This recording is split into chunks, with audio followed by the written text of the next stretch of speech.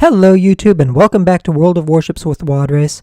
And while my disclaimers roll, I will let you know that today's video is focusing on the Tier 8 Tech Line Royal Navy aircraft carrier, the HMS Implacable. Now, one of the things that I do want to kind of start off with here is just a little bit of a vocabulary lesson, which is the word implacable.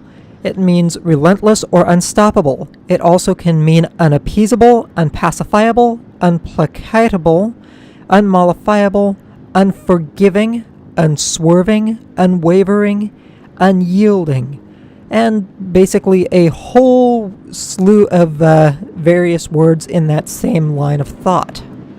As much as I would love to tell you all otherwise from my experience in playing this ship so far, I would have to say that some of those definitions really do not quite, well, they don't quite see fit to describe the Implacable. If anything, she is rather difficult to actually get any decent damage with, as far as I've noticed. Now, one reason for that being that her aircraft are insufferably slow. And I do mean insufferably slow. I have taken almost 2 or 3 times longer, even with active boosts on the aircraft squadrons, to get to any target than on any of the other CV lines in game. Now, I get that this is part of the national identity, as far as also being able to maintain some of their aim, as well as their ability to just harass a target. They can turn around very quickly. However, this also has a direct effect on your damage output in a lot of cases, because when you're striking targets at distance, suddenly that speed is not such a good thing to, well, that low speed is suddenly not such a good thing to have, because it means it takes you that much longer to reach your targets in matches that, in some cases, could be as short as a couple of minutes. And when it takes you 1 or 2 minutes even just to reach your target, that is a substantial amount of damage output that is being lost, for one thing. As far as everything else goes, when she does tend to get to target, her damage output is reasonably reliable. It could be better, mind you, but it is still somewhat reliable. But again, because of her low speed, I have actually had quite a substantial amount of difficulty getting reasonably good damage numbers as far as my overall battle outcome in this ship. And again, it's just because these planes take so long to get to the target. And when they do reach the target, it's another one of those situations where I'm extremely hesitant to actually call back the aircraft, because if I put out a new squadron, it's gonna take them that much longer to get to the target again. So yeah, I'm really wishing these planes were a little bit faster, to be perfectly honest. I find their low speed to be a severe detriment to the overall gameplay as far as this aircraft carrier is concerned. You just spend way too long trying to get to target and not enough time actually engaging the enemy. And that's something that's going to show through, I believe, in this first match especially, because most of these engagements, until I decide to start going for the closer targets, are at longer range. And that's one of the things that I eventually do start doing, is I realize that if I want to really contribute much of anything, I'm going to have to actually go for targets that are closer to me, rather than try to assist allies who are farther out. And yeah, it just becomes a little bit of a pain in the ass, to be perfectly fair. I just feel very heavily like my target selection is so much more important in this ship. especially because these aircraft are so horribly slow that you really just can't get anywhere in enough time to do much of anything. So yeah, that's one of the things that you're kind of going to have to keep in the back of your mind when you get up to the Implacable, is that these aircraft, unless they get buffed, because these aircraft carriers are still works in progress to a point, they are close to final, but they are still not final, and I would definitely urge the community to push a little bit to have these aircraft be just a little bit faster, and therefore just a little bit closer to their tech line counterparts on the American and Japanese lines, just so that their damage output can be a little bit more reliable and consistent, instead of having to really try to spend way more time than necessary getting to and from target. Like I said, for the matches that I'm going to be showing you, this is something that is going to be it's actually going to show rather consistently in my overall damage, with exception of the final match, which is it's something of a extreme case on the outer edge of possibility. But I mean, this match, I'm top tier. I should be able to run circles for the most part around most of the enemy ships on the map here, and yet I'm taking forever, even just to catch and get to a North Carolina, let alone across the map to help out with a Bayern. Yeah, it's really an annoying factor. On top of the fact that, as far as everything else goes, well, the torpedo systems on the Implacable are very usable, and they are very, very usable.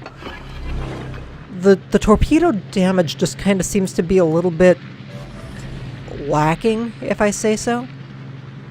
Now, granted, don't get me wrong, I think they are reasonably on par with some of the other aircraft carrier torpedo systems that are in-game right now from both the Japanese and the US Navy. However, this is also coming back to the fact that I really think that the torpedo systems of aircraft carriers could use kind of a universal damage buff. They've just been nerfed so heavily into the ground since they were introduced and reworked that, honestly, they're basically almost worthless as far as actual meaningful damage output, in my opinion. And it just... It hurts a lot to say that, because I want the CVs to work out, and I do want them to be playable. But the problem is, in order to make them playable, they do have to have meaningful damage output. And that is one of the few things that, due to the recent hotfixes, etc. and so forth, they just don't seem to have. And that is even more of a testament regarding the higher tier aircraft carriers than the lower mid-tier aircraft carriers, I might add. In this match in particular, I did just shy of 48,000 damage as a top-tier aircraft carrier. Now, keep in mind, top tier. Imagine what would happen if I were put into a similar match with similar circumstances in a bottom-tier match, where I'm up against Tier 10 aircraft carriers, Tier 10 environment, Tier 10 AA even. Those numbers are going to be substantially lower. This ship really is, in my opinion, rather underperforming, and definitely could use some attention.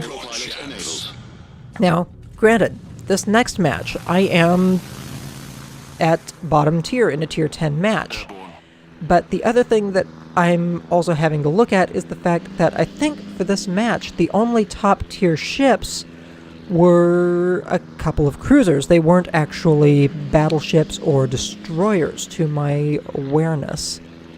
It's been a little bit over a week since I actually recorded these matches. But I also want to go out on record and say that these were 3 matches that were recorded in sequence.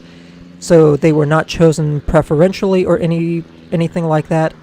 They were recorded as they occurred in sequence so that you could see what was going on and how I was learning to handle the aircraft carrier, so on and so forth, instead of just actually picking and choosing my favorites that happened to be relatively high-end damage. No, these were 3 straight matches in a row to try and give a reasonable feel for how this aircraft carrier performs as a whole across various matches.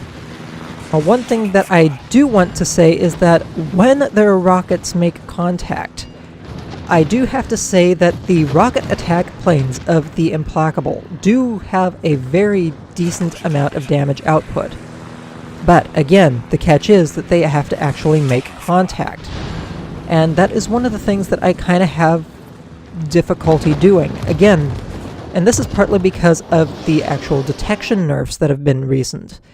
Because if I get too far away from the destroyer that I was trying to target, I actually lose sight of it, and before I actually re-engage, I have to regain sight in order to know where I'm actually wanting to put my aim. Now, this is not saying that I can't try to anticipate where the destroyer is going to be, but again, the detection range on the Yugamo is just so tight where as long as she's not using her AA, if she weren't using her AA, I would not be able to effectively attack her at all, which would be the case in a player match. She doesn't have the capability of spotting destroyers as well as she could. Now here I'm trying to airdrop on the enemy Des Moines, and you can see my aircraft are just getting almost completely shredded here. And that's also because there is a enemy battleship in close support to this Des Moines. And yeah, my aircraft just, they're gone. They're worthless. The Des Moines, I probably should not have even tried engaging it at all, to be perfectly fair. And so I actually hope, and the only reason that I actually try going after it, even with the rocket planes on this next round, because you can see me lining up for it, was because I was hoping maybe I could get the final kill, but the friendly Des Moines gets the kill instead. But the nice thing is that does leave the airways free for me to attack this enemy Amagi. And yeah, I'm going to see some reasonable numbers. I mean, there's 2,500 from one air rocket attack. I'm going to come back around, or try to. And this round, only 1,000. But I also dropped that a little bit earlier than I probably should have, and I actually hit main battery guns instead. Trying to bring her around again, and yeah, same deal for no damage. That one just kind of scattered and went all over the place. So yeah, it's really just, as far as the Implacable goes, granted my target selection probably had a lot to do with my low damage outcome. Having said that, it just seems like, with as slow as her aircraft are, which already severely impacts her capability to consistently do damage on target again, she just really seems to suffer for the speed of her aircraft and for just inconsistent damage output overall. Now, one thing that I do wish to express is that I am primarily a co-op player. This is why I have my disclaimer up front, because I really do not wish to defend myself too much in that regard. But that being said, as far as co-op players go, I do consider myself to be a fairly decent player. I do try to learn how to dodge, mitigate damage more effectively than a lot of other co-op mains seem to in some cases.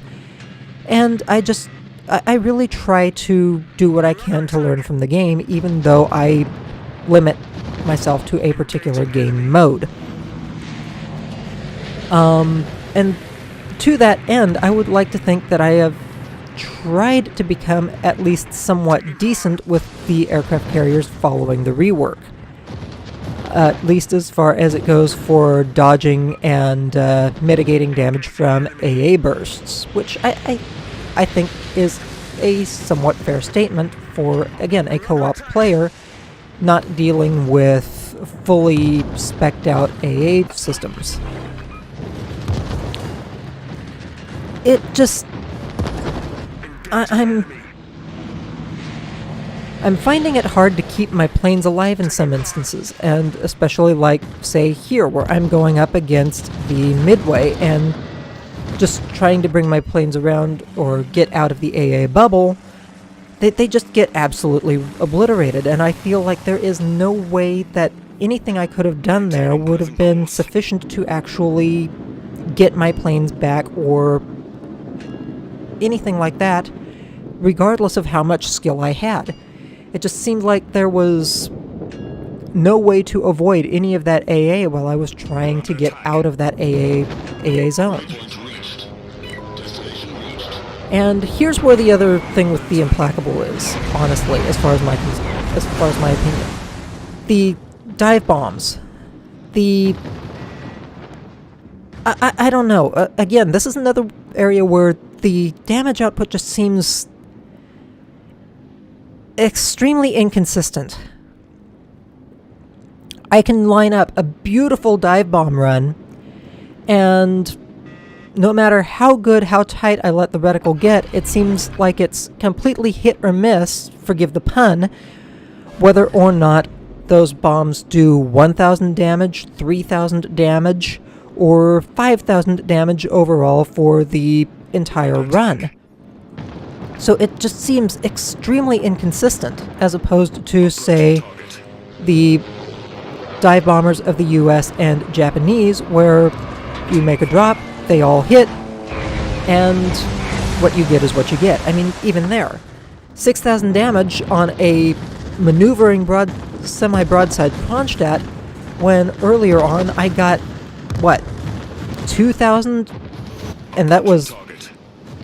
And I think that was actually lucky on a fully aligned bow-on Bismarck, completely within my drop circle, and I did 2,200 damage on that Bismarck for a single bombing run, and yet a Kronstadt that was not even remotely well aligned on my reticle was not even really presenting a especially good target because it was maneuvering, and I got 5,000 damage on it. So I think some of the damage consistency with the Implacable could use to be revisited a little bit as well. Now, this match, again, I think the only reason I actually got the overall damage results that I did for this match, some 50, almost 60,000, is because it was a top-tier match, and not for any bonus of skill on my part. Again, because dealing with some of the Tier 10 AA systems, it was just like my planes were getting shot down too quickly, and again, the speed of the aircraft was impacting that so heavily, among other things, and just it really made me feel like I was trying to fight for breadcrumbs on the match. It really did, and that, in my opinion, is not a good feeling. Now, granted, this particular match for round number 2 was bottom tier, so I can understand that in this regard. But even the previous match, where I was top tier, and I still felt like I was fighting for breadcrumbs on the match, that really makes me feel like I'm playing a very worthless ship. And honestly, this is kind of how I'm starting to feel in CV gameplay as a whole overall, regardless of how much work I put into dodging flak and whatnot. In fact, for this match, I've actually, between this one and the previous match, I have actually lost more credits than I have put into the matches as far as my earnings go. Now keep in mind, as long as I can make a net profit on my battles for any given ship, I'm happy.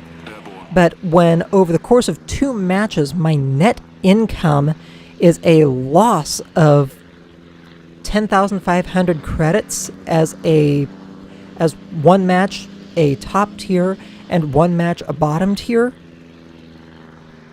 I can understand the net loss for a bottom tier ship. To me, that's not so much of a problem. But when I barely, and I do mean just barely, break even for a top tier match, that makes me feel really lousy, to be perfectly honest. And this was supposed to be a ship that was decent and well hyped for the new ship line, and it just feels like it's severely underperforming, to be perfectly fair, to be honest. I really hope these Royal Navy aircraft carriers get at least some marginal buffs before their official release, and not just as the pre-access release from the Fly Strike Win event. Now, this third match is going to be a little bit of a different case, and I'm going to say that it's because it puts me into a rather extreme scenario that, honestly, I'm amazed I even made it out of in the first place. Just, again, because this ship is so inconsistent regarding its damage output. In fact, honestly, the reason that I ended up in the position that I do in the first place in this match is precisely because of how inconsistent the output damage is for the Implacable. And you'll understand what I mean when I get there. In fact, well, I'll let you wait and see what happens. It is going to be rather notable. But, I mean, first off, I only have one friendly ship on this side of the map with me, and there are like 3 or 4 enemy ships that are actually coming to Charlie. So you can imagine already, part of what I'm getting at is that the enemy is actually going to get way too close for comfort. And if you're thinking that that's where I'm going with that, then yeah, you're not far off. In fact, you're actually right on the money. But when you see just how close they get, oh my god. You'll kind of see where I'm coming from a little bit with this match. But this is another instance where I was top tier, and that's actually fortunate in the case of this match. But also, because I'm literally going to be defending this one flank entirely by myself after a little while. And that in itself is also going to contribute to my overall damage numbers for this match. Now, one of the things that I do make a point of doing is heading basically for the closest point to Charlie where I can still have cover but also influence the match. And, well, yeah, that's actually going to be a very important point to keep as well, because in order to do anything, especially, in fact, the only reason I think I was even as effective as I am over the course of this match is because I am so close to the action. Overall, it's just... But beyond that, overall, if I had been trying to fight this match completely across the map like I had in the previous 2 battles, I doubt I would have done anywhere near as well as I would have in this particular match. And you'll notice one of the other things that I'm having to contend with is the fact that my one ally on this side of the map really is just a cruiser. Now, there is a Leon who's coming in, but he's still a good bit away. So, but I'm also the only one who's really doing any meaningful damage to the enemy at this point. I mean, 37,000 damage done, and we're, what, 5 minutes into the match? And our Pensacola hasn't even done anywhere near a reasonable amount of damage as far as I'm concerned, for just keeping this side of the map actually consistently safe. And unfortunately, I believe it's this Gneisenau now that's actually going to finish him off eventually, because trust me, he does die. There's just way too much firepower over here for him to actually survive. And here's what I mean about the rockets being somewhat decent and sometimes not. I mean, that was 3,100 damage on that Gneisenau now. And they are somewhat consistent, come around quickly, narrows down tightly, and again, just somewhat decent damage, but there I had non-penetrations, which means I actually did nothing that hit. Come around again, try to get it nicely lined up, drop rockets, and decent damage for 3 penetrations. But again, it's just... right here, the only thing that's really contributing heavily to my actual damage output is the fires that have been set by the rockets rather than any of the actual damage the rockets have done. Oh, and by the way, the Pensacola's been taken out. And the Leon is coming, but honestly, if I had to choose between a Leon and a Gneisenau, if I had to choose at all, personally, I think the Gneisenau is actually going to be the winner in a gun duel, just because, one, the Gneisenau, once it gets in close, it is also going to have torpedoes that it can drop on the Leon, among other things, and it just... honestly, if I had been able to choose one ship to be on my team, I would rather have the Gneisenau than the Leon, with the Leon being the enemy ship. Because while I do save the friendly Leon,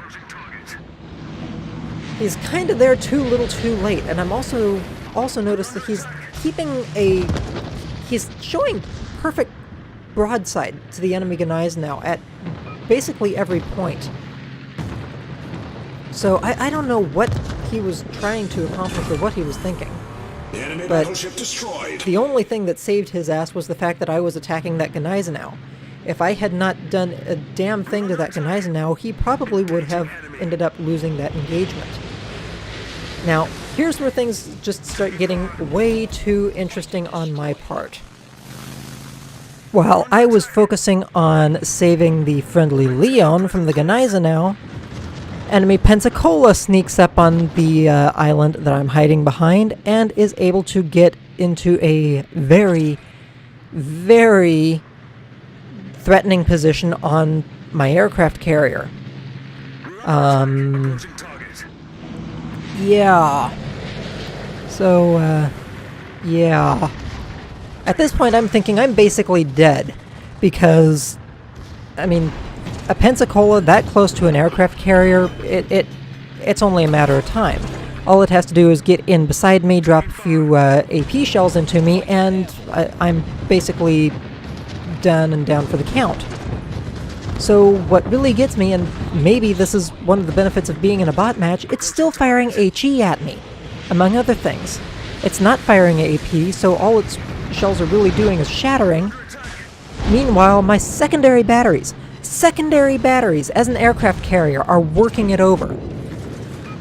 Think about that one for a second. You know things are way too dangerously uncomfortable and close as an aircraft carrier when you're getting this many secondary battery hits. I mean, holy crap. And I'm winning. I'm winning because I'm able to get my planes around quickly enough to actually damage this enemy ship. And actually win the match. An enemy cruiser. Holy crap, was that close. Now, keep in mind that over the course of this match, the only reason that I did anywhere near as well as I did was because I was basically the only ship providing any meaningful damage to, 4 enemy ships on this side of the map. Think about that for a second. The only way I was able to do any reasonable damage in the Implacable was because I was the only one there. Yeah. 102,000 damage done.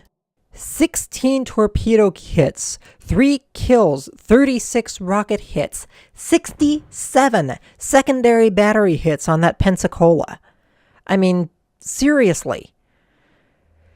Does any of this sound like this ship needs reasonable buffs to her damage systems, when the only reason she is capable of getting over 100,000 damage is basically by being the only fighter on a single side of the map against an entire enemy flank?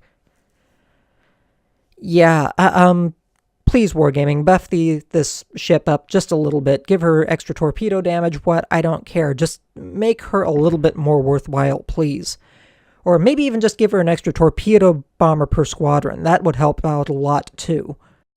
Now, overall net earnings for the match, 43,415 credits. But when you take into account the previous 2 matches, for 3 matches in a row, my net earnings, 32,927 credits.